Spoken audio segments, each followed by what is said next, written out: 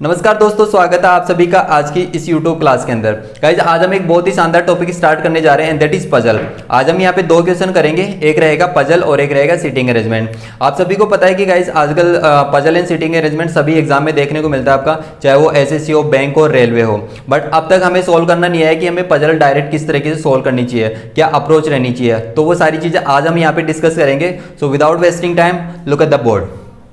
सो आपको क्वेश्चन दिया हुआ है, 7 व्यक्ति A B C D E F और जी एक पंक्ति में उत्तर दिशा की ओर उन्मुख होकर बैठे हैं, लेकिन जरूरी नहीं कि समान क्रम में हो। आपको इतनी इंफॉर्मेशन दी हुई है, ठीक है। और बोला गया कि 7 members are facing north side, 7 व्यक्ति जो कि उत्तर दिशा की ओर उन्मुख होकर बैठे हुए हैं। तो देखो मोस्टली स्टूडेंट्स क्या करेंगे, इस तरीके से लाइन ड्रॉ करेंगे और वहां पे ऐसे स्टूडेंट वहां पे बैठा देंगे, 7 व्यक्ति बैठा देंगे वहां पे लाइन के अंदर, ठीक है। तो ये हो गया आपके 7 मेंबर्स। इस तरीके से करेंगे वो, बट मैं कभी भी नहीं कहूंगा कि आपको इस तरीके से फॉलो करना है। अगर आप इस तरीके से करते हो तो आपको बहुत ज़्यादा टाइम लगेगा, आप कंफ्यूजिंग हो जाओगे वहाँ पे कि मैं किस तरीके से सोल्व करूँ इसको, ठीक है, कौन सा मेंबर मैं कहाँ पे बैठा हूँ। बट आपको इस तरीके से फॉलो नहीं करना। सो क्वेश्चन पढ़ते हैं एक बार यहाँ से। ए और ई के मध्य 2 व्यक्ति बैठे हुए हैं, राइट। अब जैसे जैसे वो बोले आपको सारी चीज़ें सेट करते हुए चलनी है। ए और ई के मध्य 2 व्यक्ति बैठे हुए हैं। अब मुझे नहीं बोला गया कि ए लेफ्ट साइड बैठा हुआ है या ए राइट साइड बैठा हुआ है, तो मैं क्या करूंगा यहाँ पे पॉसिबिलिटीज के साथ में क्वेश्चन को सोल्व करूंगा। ए और ई के बीच में मैंने 2 व्यक्ति बैठा दिए। अब एक बार ई यहाँ रख दूंगा और एक बार मैं ए यहाँ पे रख दूंगा। Got it. नेक्स्ट बोला है सी ए के ठीक बाएं स्थान पे बैठा हुआ है। अब एक बात ध्यान रखनी है आपको, जब भी वो बायां और दायां बोले ना आपको, तो आपको अपना बायां लेना है, ठीक है। आपका लेफ्ट हैंड साइड कौन सा है वो आपको लेना है, और अगर वो राइट साइड के लिए बोले तो आपको अपना दायां स्थान लेना है, ठीक है। तो ये बोला है कि सी ए के ठीक बाएं स्थान पे बैठा हुआ है। अब देखो सी कहाँ पे बैठा हुआ, ए के ठीक बाएं बैठा हुआ है, यहाँ पे ए के ठीक बाएं हो गया और यहाँ पे हम यहाँ रख देंगे। Got it. अब बोला गया है कि एफ ई के बाएं से दूसरे स्थान पे बैठा हुआ है, एफ ई के बाएं से दूसरे स्थान पे यहाँ पे आ जाएगा, और एक में कहाँ पे रख दूंगा, यहाँ पे। Got it. देखो यहाँ पे कितने मेंबर हो गए, 5 मेंबर यहाँ पे हो गए और यहाँ पे 6 मेंबर्स हो गए आपके। नेक्स्ट बोला गया है एफ के बाएं ओर 1 से अधिक व्यक्ति बैठे हुए हैं, एफ के बाएं ओर 1 से अधिक व्यक्ति बैठे हुए हैं। देखो यहाँ पे 6 मेंबर ऑलरेडी आ चुके हैं आपके। अगर मैं यहाँ पे इनको मुझे 7 मेंबर चाहिए टोटल यहाँ पे, अगर मैं यहाँ पे एक मेंबर और बैठाता हूँ इसके लेफ्ट हैंड साइड पे, तो मेरे यहाँ पे एफ के बाएं ओर ओनली सिंगल मेंबर आएगा, जो कि मेरी पॉसिबिलिटी रॉन्ग हो जाएगी, क्योंकि मुझे चाहिए 1 से अधिक व्यक्ति चाहिए एफ के बाएं ओर, ठीक है। तो आपकी ये पॉसिबिलिटीज तो क्या हो जाएगी, रॉन्ग हो जाएगी। बची मेरे पास में ये वाली पॉसिबिलिटी। नेक्स्ट बोला गया आपको डी बी का इकलौता पड़ोसी है, डी बी का इकलौता पड़ोसी है। इसका मतलब क्या होगा कि जो डी है ना वो बी के आसपास बैठेगा, ओनली डी है ना जो बी के आसपास बैठेगा। तो आप ये कह सकते हो कि बी हमारा है ना वो अंतिम छोर पे आएगा। अब वो इस अंतिम छोर पे आएगा या इस अंतिम छोर पे आएगा अभी हम कह नहीं सकते, ठीक है। तो अब हम क्या करेंगे, यहाँ पे एक बार मैं इस साइड बैठा के देख लेता हूँ इसको। तो ये दोनों मेंबर आपके डी और बी दोनों साथ साथ आएंगे। तो आप यहाँ पे एक बार यहाँ पे रख के देख लीजिए इसको। Got it. मैं यहाँ पे भी रख के दिखाऊंगा अभी आपको। तो मैंने एक बार क्या किया, यहाँ पे इसको रख के देख लिया। ओके। अब बोला गया आपको जी और डी के मध्य 1 से अधिक व्यक्ति बैठे हुए हैं, जी और डी के मध्य 1 से अधिक व्यक्ति बैठे हुए हैं। देखो ओनली सिंगल जगह आपके पास यहाँ पे वैकेंट रहेगी, तो आप क्या करोगे, यहाँ पे जी को यहाँ पे ले जाके बैठा दिया आपने। अब ये चीज भी आपकी फुलफिल हो गई। यहाँ पे जी और डी के मध्य 1 2 3 मेंबर बैठे हुए हैं यहाँ पे, तो आप कह सकते हो जी और डी के मध्य 3 व्यक्ति बैठे हुए हैं। तो आपकी पजल सोल्व हो गई। आपको हार्डली टाइम लगेगा 2 मिनट, 2 मिनट से भी कम टाइम में आपकी पजल सोल्व हो जानी चाहिए। एग्जाम में आपको इतना टाइम नहीं मिलता। अब किस तरीके से एग्जाम में क्वेश्चन आएंगे, 5 क्वेश्चन देखने को मिलेंगे आपको। किस तरीके से क्वेश्चन रहेंगे, let's have a look. So guys अब आपको क्वेश्चन दिए हुए हैं, आपको डायरेक्ट आंसर बताना अपना। ए और ई के मध्य कितने व्यक्ति बैठे हुए हैं, ये रहा ए और ये रहा ई, कितने मेंबर बैठे हुए हैं, 1 और 2। आंसर कौन सा रहेगा आपका, डी रहेगा यहाँ पे, राइट। नेक्स्ट क्वेश्चन दिया हुआ आपको एफ के ठीक बाएं स्थान पे कौन बैठा हुआ है, ये रहा एफ के ठीक बाएं स्थान पे कौन बैठा हुआ है, ए। आंसर कौन सा हो गया आपका, सी। नेक्स्ट बोला है अंतिम दाएं छोर पे कौन बैठा हुआ है, अंतिम दायां छोर कौन सा हो गया, ये लेफ्ट हो गया आपका और ये दायां हो गया। यहाँ पे आपका आंसर हो गया डी ऑप्शन आ गया आपका। सी के दाएं से तीसरे स्थान पे कौन बैठा हुआ है, ये रहा सी, इसका दायां तीसरा कौन सा हो जाएगा, 1 2 3, जी आपका आंसर हो जाएगा यहाँ पे। तो आपका ऑप्शन कौन सा रहेगा, सी ऑप्शन रहेगा। सो ये थे इसके क्वेश्चन। आपके यहाँ से पूरे 4 से 5 नंबर पक्के, अगर वो 5 क्वेश्चन आते हैं तो 5 नंबर आपके पक्के यहाँ से, और 4 क्वेश्चन आते हैं तो 4 नंबर आपके यहाँ से पक्के। सो आई होप ये सारी चीज़ें समझ में आ गई होगी आपको। अब हम देखते हैं सीटिंग अरेंजमेंट। आपने पजल सोल्व कर ली, अब हम सीटिंग अरेंजमेंट एक क्वेश्चन लेते हैं। सो let's have a look. So next question दिया हुआ है आपको और ये आपके सामने सिटिंग अरेंजमेंट दिया हुआ है। 8 व्यक्ति M N O P Q R S और टी एक वर्ताकार मेज के चारों ओर बैठे हैं, लेकिन जरूरी नहीं कि वे समान क्रम में हो। सभी का मुख केंद्र की ओर उन्मुख है। ये इंस्ट्रक्शन दिया हुआ है आपको।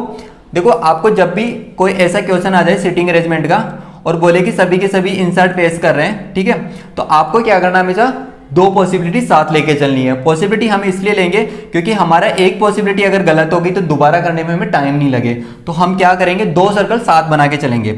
ठीक है, मैंने दो सर्कल यहाँ से बना लिए, मैंने इसमें ये 8 मेंबर यहाँ पे बैठा दिए, इसके इंसर्ट फेस कर रहे हैं सारे के सारे। ठीक है, मैंने एक पॉसिबिलिटी यहाँ पे और रख ली जो कि सारे के सारे मेरे इंसर्ट फेस कर रहे हैं। Okay, got it.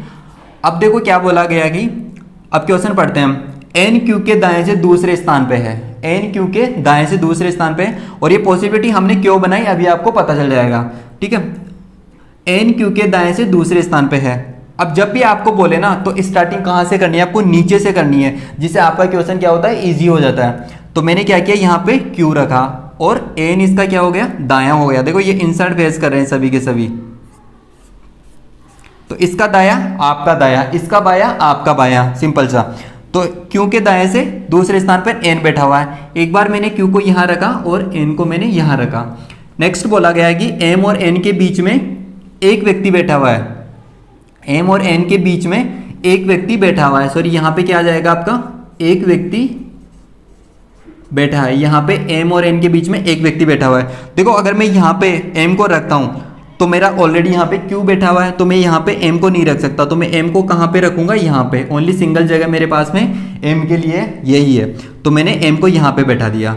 Next read करते हैं हम। आर टी से विपरीत बैठा हुआ है।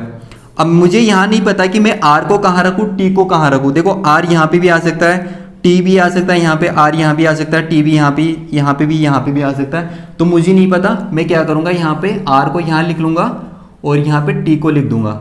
ठीक है, आर और टी दोनों अपोजिट बैठे हुए हैं, आमने सामने बैठे हुए हैं। नेक्स्ट बोला गया, आर और टी दोनों क्यू के ठीक बाएं नहीं बैठे हुए हैं। समझ रहे हैं आपको, आर और टी दोनों क्यू के ठीक बाएं नहीं बैठे हुए हैं। मतलब कि आर और जो है ना टी, वो यहाँ पे नहीं आने वाले, इस जगह पे, इस जगह पे नहीं आएंगे आर और टी। ठीक है, यहाँ पे आर और टी आपके नहीं आएंगे बिल्कुल भी। आगे रीड करते हैं हम। एस टी के बाएं से दूसरे स्थान पे बैठा हुआ है, तो आप यहाँ पे लिख लो इसको, एस टी के बाएं से दूसरे स्थान पे है। आपने यहाँ पे ऐसे इंस्ट्रक्शन को लिख लिया। आगे बोला गया आपको, एम एस के ठीक दाएं नहीं बैठा हुआ। आपको बोला गया है कि एम एस के ठीक दाएं नहीं बैठा हुआ, मतलब अगर यहाँ पे ये एस आ गया तो हमारा एम यहाँ पे नहीं रख सकते हैं बिल्कुल भी। ओके, ये एस क्या हो गया, यहाँ पे इसका दायां हो जाएगा, तो हम यहाँ पे एम को नहीं रख सकते बिल्कुल भी। तो हम कहाँ रखेंगे, एक बार आगे और रीड करते हैं हम। पी एन की ओर उन्मुख नहीं है, मतलब कि P आपका है ना, ये एन हो गया, तो P यहाँ पे नहीं आ सकता बिल्कुल भी। इसके सामने P नहीं आ सकता, इसके सामने P नहीं आ सकता। तो कैसे आएगा, सारी चीज़ें हम यहाँ पे एक बार सोल्व करते हैं इसको। देखो, सबसे पहले हम देखते हैं कि R और T अगर Q के बाएं नहीं आ सकते, R और T अगर यहाँ नहीं आ सकता, तो देखो ये दोनों के लिए क्या बोला है, R और T के लिए कि वो अपोजिट बैठेंगे। R और T क्या बोलेंगे, अपोजिट बैठेंगे यहाँ पे। ठीक है, तो देखो ये चीज़ आपकी कैंसिल हो गई, यहाँ से ये दोनों चीज़ें कैंसिल हो गई। ये ऑलरेडी इसके सामने बैठा हुआ है, एम और क्यू दोनों ऑलरेडी आमने सामने बैठे हुए हैं, तो मेरे लिए सिर्फ ओनली ये सिंगल जगह बची यहाँ पे। तो यहीं पे मैं आर और टी को बैठा सकता हूँ, यहीं पे मैं आर और टी को बैठा सकता हूँ। अब मुझे ये नहीं बताया गया कि आर यहाँ पे आएगा या यहाँ पे आएगा, तो मैं क्या करूँगा, एक बार आर को यहाँ पे बैठा दिया मैंने और टी को मैंने यहाँ पे बैठा दिया। एक बार मैंने टी को यहाँ पे बैठा दिया और एक बार मैंने आर को यहाँ पे बैठा दिया। Got it. अब आगे चलते हैं, एक बार देखो, अब यहाँ पे इसने आपने ये चीज़ सेट की थी यहाँ पे। अब इसने बोला था कि एस के दाएं से दूसरे स्थान पर टी बैठा हुआ है, एस के दाएं से दूसरे स्थान पर टी बैठा हुआ है। तो आपने क्या किया, एस को यहाँ पे बैठा दिया और इसके दाएं से दूसरे स्थान पे टी यहाँ पे आ गया। मैं यहाँ नहीं रख सकता एस को, क्योंकि ये बाएं हो जाएगा आपका, बट मुझे इसके दाएं तरफ चलना है। तो एस के दाएं से दूसरे स्थान पे टी हो गया और यहाँ पे बैठा दिया मैंने एक बार, एस के दाएं से दूसरे स्थान पे टी यहाँ पे आ गया। Got it. अब क्या बोला इसने कि P है ना, जो कि N के सामने नहीं आना चाहिए, बट अब आपके सामने दो जगह बची है खाली, एक तो ये वाली और एक ये वाली। तो P N के सामने नहीं आ सकता, तो मेरा P कहाँ पे आएगा, यहाँ पे आएगा, और P यहाँ पे नहीं आ सकता तो P यहाँ पे आएगा मेरा। ठीक है, अब लास्ट में क्या जगह बची है आपकी, कौन सा रह गया, O रह गया आपका। तो आपने क्या किया, O यहाँ पे बैठा दिया। अब मेरी दोनों यहाँ पे सिटिंग सेट हो गई है, बट अब कौन सा रॉन्ग होगा एक बार वो देखते हैं। देखो एक चीज़ और बच गई आपकी यहाँ पे, एक चीज़ और रह गई यहाँ पे आपकी कि है ना, जो एम है ना एस के ठीक दाएं नहीं बैठा हुआ। देखो यहाँ से बोला गया आपको एम एस के ठीक दाएं नहीं बैठा हुआ है, तो देखो यहाँ पे एम है ना एस के ठीक दाएं हो गया ना, तो आपकी ये वाली क्या हो गई, रॉन्ग हुई पॉसिबिलिटी। और यहाँ पे देखो एम ये आ गया, एस यहाँ पे आ गया, तो ये वाली पॉसिबिलिटी क्या हो गई आपकी, सही हो गई। तो इस तरीके से सोल्व करोगे तो आपके लिए इजी रहेगा, टाइम भी कंज्यूम होगा, इजीली आप अपनी पजल और सीटिंग अरेंजमेंट सोल्व कर पाओगे इजीली। अब किस तरीके से एग्जाम में क्वेश्चन आएंगे, 5 क्वेश्चन आते हैं आपके, कई बार 4 आते हैं, कई बार 5 क्वेश्चन आते हैं, बिल्कुल सिंपल आते हैं। आपने यहाँ से सोल्व कर लिया, अब आपके क्वेश्चन में आपको करने में कोई टाइम नहीं लगेगा बिल्कुल भी, आप इजीली वहाँ से सोल्व कर सकते हो। So let's have a look. So आपको क्वेश्चन दिए हुए हैं, फर्स्ट क्वेश्चन दिया हुआ है पी के दाएं से दूसरे स्थान पर कौन बैठा हुआ है। देखो पी आपका ये हो गया और फर्स्ट सेकंड दूसरा स्थान कौन सा आ गया यहाँ पे, आर हो गया, तो ऑप्शन आपका बी ऑप्शन सी हो गया यहाँ से। ओ और एन के मध्य कितने व्यक्ति बैठे हुए हैं, राइट। देखो ओ ये हो गया और एन हो गया, अगर यहाँ से आप काउंट करते हो तो 1 2 3, यहाँ से भी काउंट करते हो तो 1 2 3, ऑप्शन आपका बी ऑप्शन, गॉट इट। और नेक्स्ट दिया आपको एस के विपरीत कौन बैठा हुआ है। देखो एस ये हो गया आपका, इसके विपरीत कौन बैठा हुआ, पी, तो यहाँ से आपका ऑप्शन कौन सा हो गया, डी ऑप्शन हो गया, दैट इज करेक्ट। आर के बाएं से दूसरे स्थान पर कौन बैठा हुआ है, ये आर हो गया 1 2, इसका बायां दूसरा कौन सा हो गया, पी, सो आपका आंसर रहेगा सी ऑप्शन आपका, that is correct. So hopefully आपको ये सीटिंग अरेंजमेंट समझ में आ गया होगा गाइस। इसी तरीके से अगर आप पजल और सीटिंग अरेंजमेंट अपनी स्ट्रॉन्ग करना चाहते हो तो मेरे चैनल को सब्सक्राइब और लाइक करना ना भूलें। हम नेक्स्ट क्लास में और अच्छी पजल और सीटिंग अरेंजमेंट लेके आएंगे आपके सामने, जो कि बहुत ही इजीली आप वहाँ पे सोल्व कर सकते हो। सो गाइस आज के लिए इतना काफ़ी, and thanks for watching my video.